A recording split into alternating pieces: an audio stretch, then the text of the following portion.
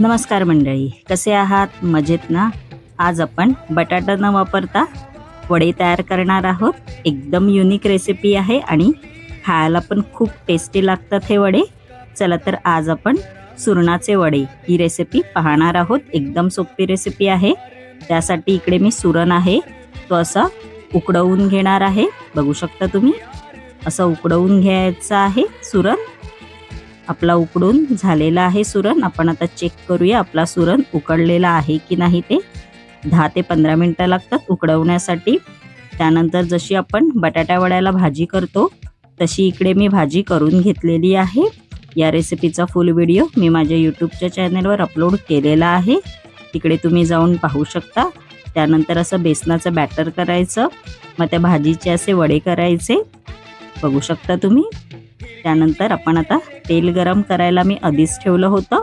आपण आता हे वडे तेलामध्ये असे तळून घेणार आहोत. एकदम भारी लागतात चवीला. पुदिन्याची चटणी किंवा गोड चटणी याच्याबरोबर पण तुम्ही खाऊ शकता. बघू शकता आपले सुरणाचे वडे तयार झालेले आहेत.